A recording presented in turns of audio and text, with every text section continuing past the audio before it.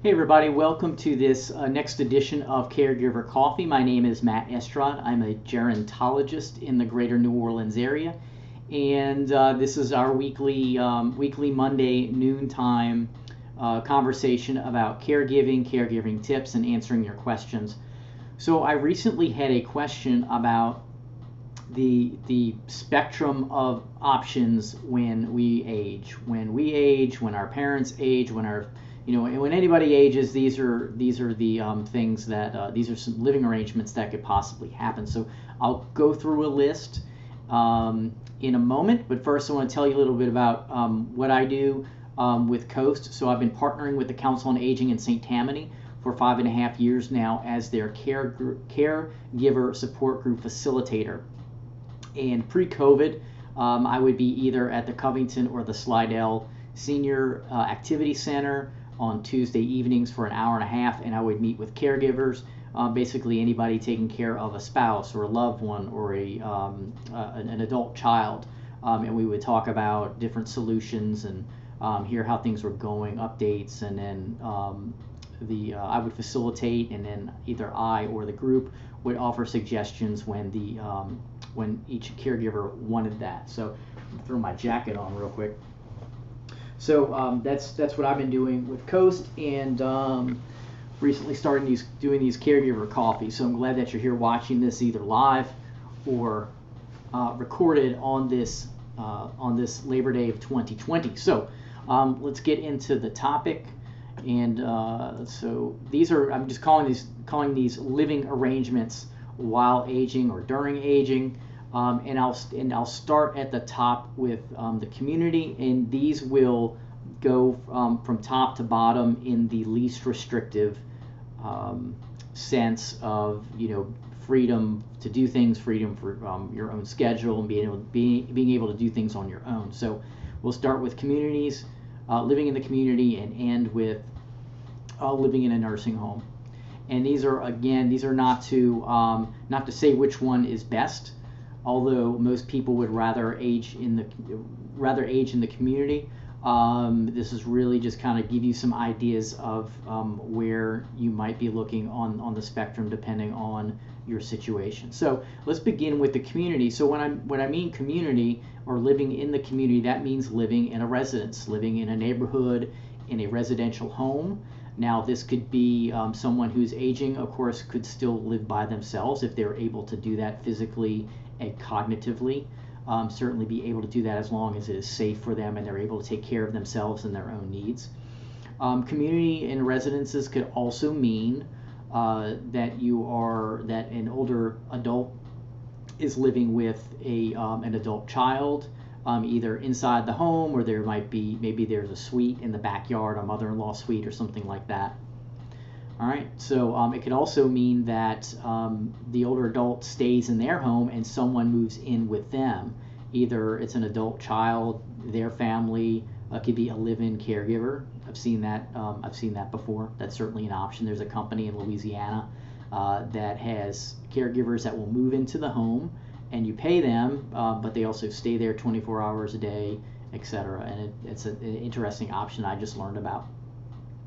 And the next one is a group residence, and these are becoming more popular. And the number of these group residences have been growing in the last couple of years. There's two particular companies that I'm aware of, maybe three, in the greater New Orleans area.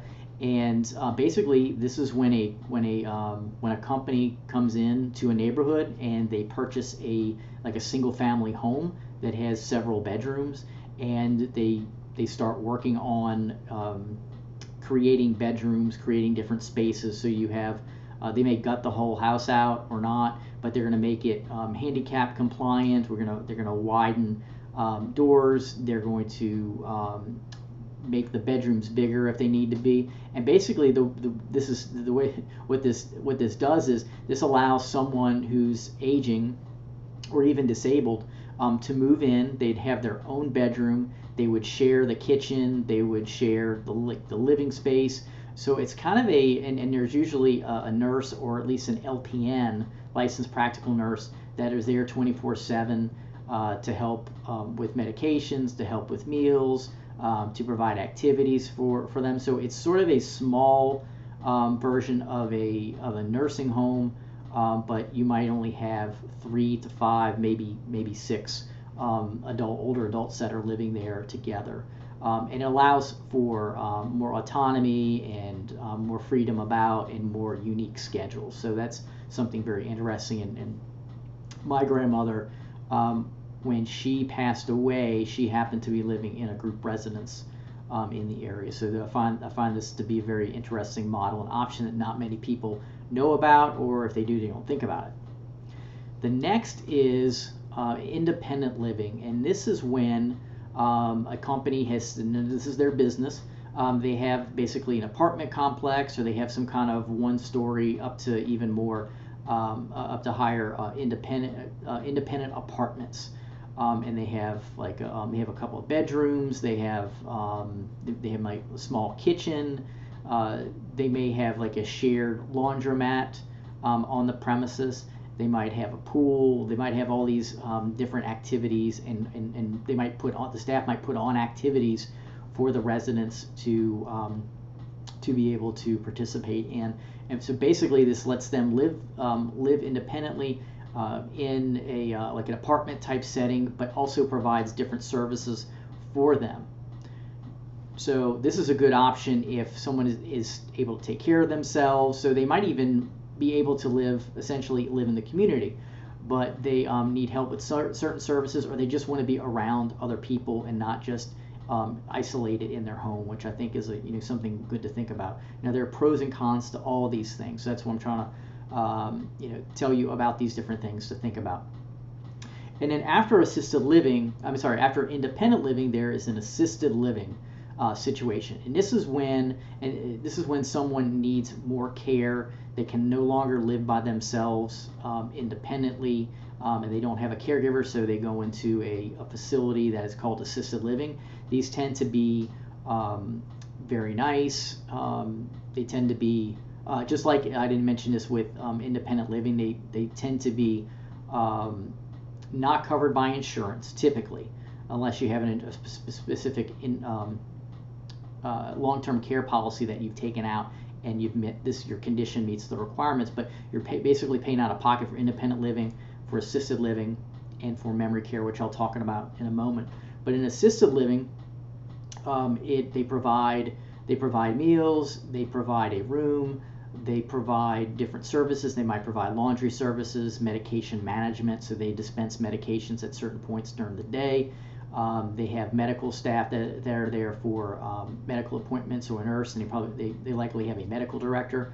Now, some of these assisted livings will have a memory care area to them, or they will be strictly memory care. Now, what is memory care? This is when the resident in one of these facilities has a cognitive impairment. They may have Alzheimer's.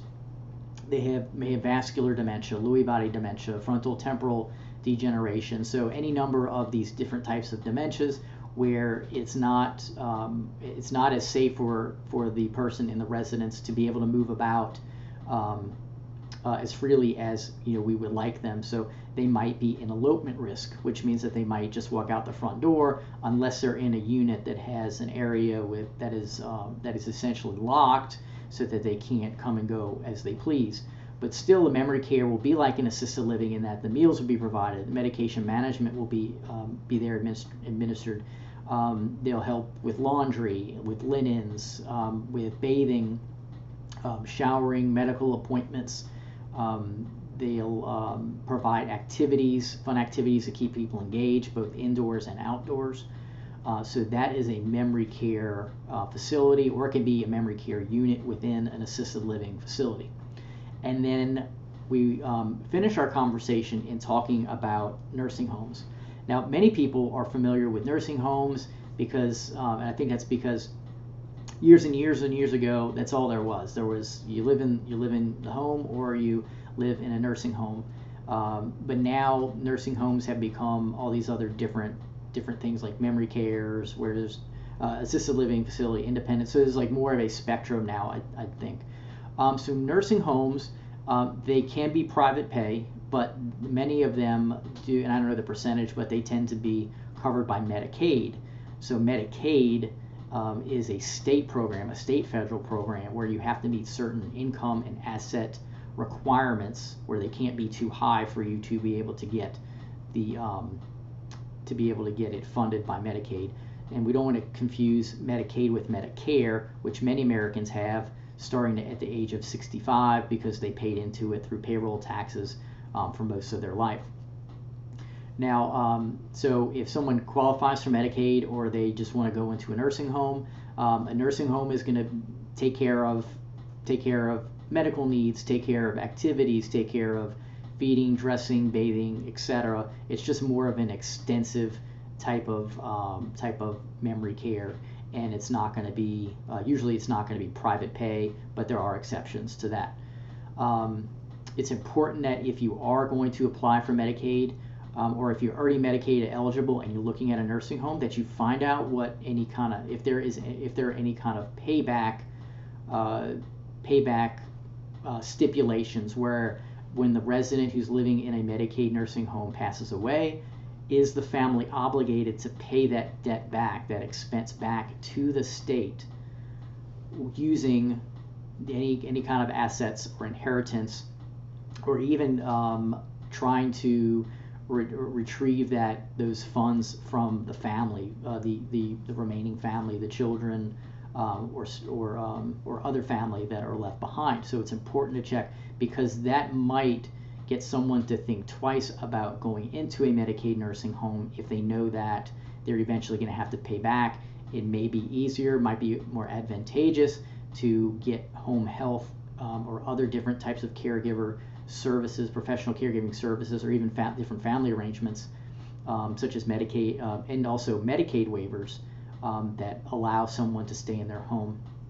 And I didn't mention that when I started the conversation with the community option. It's important to know that if you are aging and you are staying in the community, it doesn't just have to be the help that is provided for by family and friends. You can bring in sitters, you can bring in home health, you can bring in non-medical home health.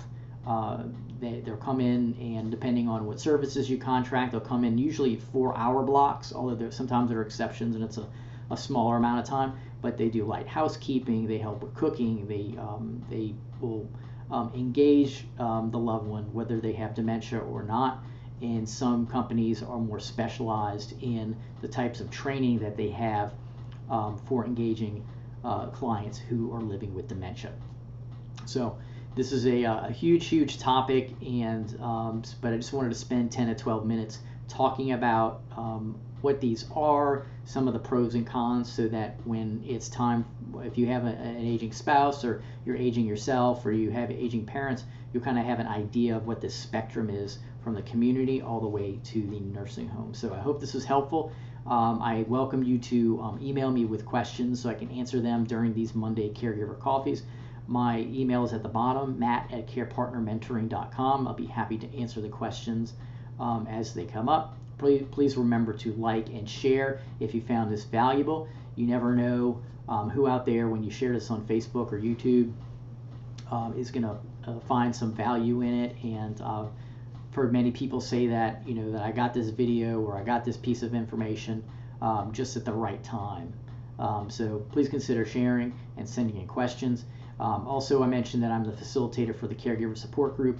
We're still meeting right now, even during the pandemic. We are meeting on an online platform where you can call in via phone, or you can even use your computer and your camera.